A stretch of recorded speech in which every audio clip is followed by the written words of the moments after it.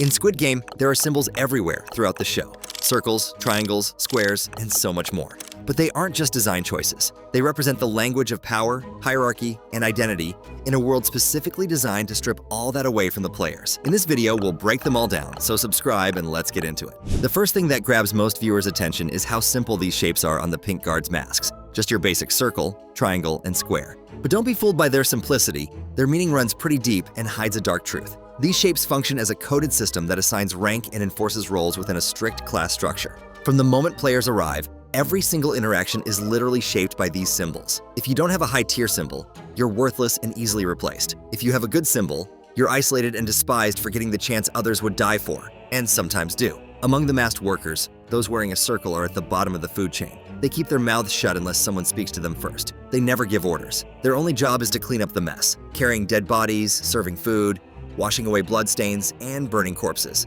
They're the silent cogs that keep the game machine running smoothly. If this whole system were a factory, these circle guys would be the floor workers. Necessary, but totally replaceable. One step up from that are the triangles. Armed, authoritative, and aggressive. They're the muscle that drags players to each new game arena. They're the ones holding the rifles, shooting on command, and eliminating losers without a second thought. But even they're stuck with just following orders from those above them. Triangle workers might have power over the players, but they've got zero control over the system itself. They're mid-level enforcers, like prison guards who can push inmates around but still answer to the warden and higher-level staff, who runs the show. At the top of this rigid power structure sit the squares. These guys supervise both the triangles and circles. They give the orders, operate the surveillance cameras, and speak to players through intercoms with creepy, rehearsed authority. But like everyone else in Red, they still answer to someone higher up. Their square masks signal their rank, not their freedom. Their faces remain hidden, and their choices aren't really their own. Then there's the frontman. The Big Daddy wears all black. His mask is angular, hard, and sharp. Not a circle, triangle, or square. It's something completely different. He's not one of the uniformed workers, but he's not one of those untouchable VIPs either. The front daddy watches the games unfold from behind his dark mask. He speaks rarely, but with absolute certainty anytime he does. Unlike the workers, his mask doesn't show his rank. It symbolizes his dominance over the entire system itself and his isolation within it. Sitting even above the frontman, far removed from all the bloodshed, are the VIPs. These guys don't wear red. They don't wear simple shapes. They wear gold. They wear animals. Tigers, bulls, owls, lions, symbols of power, wealth, instinct, and signifying them as predators. These aren't uniforms. They're crowns. Their masks are custom-made, incredibly expensive, and completely over the top. But beneath all that animal imagery lies the same principle: concealment and control. There's a practical reason for all these masks. The anonymity prevents rebellion among the guards. The hierarchy prevents confusion. But the symbolism goes deeper, into even psychological territory. When faces are hidden, accountability vanishes into thin air. When identity gets stripped away, people become nothing but roles. Guards, not humans. Players, not names. This makes the game easier to run and easier to justify. The players don't wear masks, but that doesn't make them free either. Their identities get reduced to numbers: 456, 2118, 067. Their green tracksuits are identical. Their voices go ignored by staff and sometimes by each other. Their humanity slowly erodes. They don't disappear behind masks. They disappear behind desperate actors, behind their debt, behind the game itself, using all of these things as excuses for the most sickening acts. Shapes that speak volumes. The circle, triangle, and square aren't just icons from a PlayStation controller, like some people hilariously think. They actually map onto the Korean writing system, Hangul, coming together to form the syllables of the word for Squid, the children's game that gives the show its name. But from a symbolic perspective, they serve another purpose too. They reflect fate and perception. A circle feels passive, round, endless, going nowhere. A triangle points. It's active, sharp, strategic, and the square represents control, structure, boundaries. It contains, it traps. In Squid Game, the system isn't just enforced, it's broadcast loud and clear. These symbols are everywhere, on doors, on paperwork, even on the masks that the guards wear all day long. They aren't hidden. They're branded into this world. That's the genius of it all. The game doesn't control through fear alone. It controls through visibility, through uniformity, through design. Even in death, players get wrapped up like gifts. Their bodies go into boxes tied with a pink bow. It's disturbing but deliberate, a final mockery of their lives. A statement that even in death, they're just part of the show. An object, a package, a product of entertainment. Color plays its own role in all this symbolism too. Pink isn't just attention-grabbing. It's militaristic. It speaks of danger, uniformity, possible bloodshed. Meanwhile, the black worn by our front daddy is sleek, distant, and superior. And the gold of the VIPs shows pure wealth and greed, arrogance. It all ties back to the visual hierarchy of the people who make the games run so smoothly. Shapes work so well because they're universal. They're the first things kids learn to identify. That's why they're so effective in the show. The moment a circle or triangle appears, your mind recognizes a pattern. In Squid Game, that recognition gets turned against the viewer. It draws us in, makes us think we understand. But the more we see, the less we actually know behind the mask. What makes the masks in Squid Game so disturbing isn't just how they look, it's what they do to the person wearing them. The moment a guard puts on their mask, their identity completely vanishes. Their face becomes irrelevant. Their voice becomes restricted.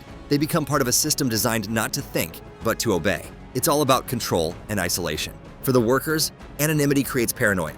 Nobody knows who anyone really is. There's zero trust. No real sense of friendship, just rules, orders, and punishment. The environment is perfectly engineered to crush any hint of rebellion before it can even form. The frontman's mask stands apart for good reason. It's black, angular, and detailed, like some kind of gemstone. It doesn't belong to a soldier. It belongs to a ruler. But even then, he's not truly free. He's being watched, following a script. His mask doesn't give him power. It just hides his obedience behind an illusion of control. As far as the guards are concerned, he's the royalty, the supreme, their emperor. But he knows the truth, that he's nothing more than a pawn in the VIP's game of chess. Sure, one they've given extra moves to, but a pawn nonetheless. But the ultimate twist comes with the best disguise not being a mask at all. Ilnam, the old man, hides behind his vulnerability. He's the only one who appears fragile, harmless, sick, but he's also the only one not truly competing. His number, 001, was our first clue.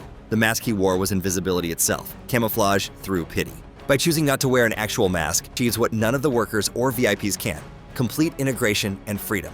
He plays, he watches, he has fun, and he decides everyone's ultimate fate. His presence proves that real power doesn't need to announce itself loudly. Sometimes it just whispers. The eyes have it. If the guards enforce the system and the frontman oversees it, the VIPs exist completely above it all. They don't participate, they don't enforce, they consume. Their masks, golden, animalistic, and luxurious, are intentionally alien to the rest of the staff. The eye holes make one thing crystal clear.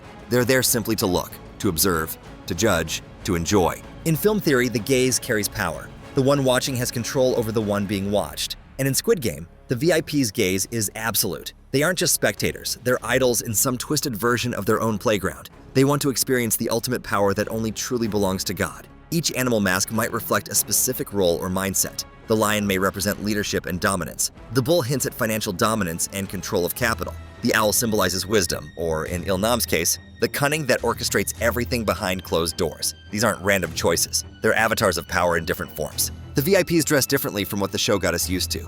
Their masks set them apart, not just from each other, but from everyone below them too, even the frontman. The richer you are, the more you're allowed to stand out. Individuality becomes a luxury, a reward for being in control. Game over. In the final round, the players return to the shape that started everything, the squid. Drawn on the ground, this shape combines a square, a triangle, and a circle, echoing the visual code we've seen throughout the entire show. It's a harmless Korean children's game, but here it transforms into a battleground for life and death, a symbol of innocence corrupted, a playground turned killing field. Squid Game doesn't try to be subtle about its themes. It's well renowned for its social commentaries. It uses the language of signs and symbols to embed meaning into every single frame. The shapes, colors, materials, and masks are all communicating something, even when nobody's speaking. A message is always being sent whether viewers understand it or not. We instinctively get what a triangle means, what a circle represents. That's why these symbols work so effectively. They tap into something primal in our perception, impossible to ignore once we see the pattern emerge. At first glance, the guards seem united, but their hierarchy is strict and merciless. The players seem equal, but they're ranked by number and depend only on their own strength. The VIPs seem in control, but they too are faceless within some larger system. Even the frontman, once thought to be the mastermind, answers to someone higher. In Squid Game, nobody is truly free, not even those hiding behind gold masks. Everyone is performing, following, watching, pretending, and that's the crazy truth. The symbols don't just organize the system, they reveal how trapped everyone really is. What makes Squid Game's symbols so brilliant isn't just their clever design or striking appearance, it's how they build an entire world, how they reinforce the show's deepest ideas. That power's anonymous. Control gets enforced through spectacle. An identity, once stripped away, can turn ordinary people into monsters with no need to hold themselves back. So what do you think is the coolest looking symbol, but which carries the craziest meaning? Let us know in the comments below. If you enjoyed the video, drop it a like, and if you want to see more Squid Game content and theories, click the video on screen now.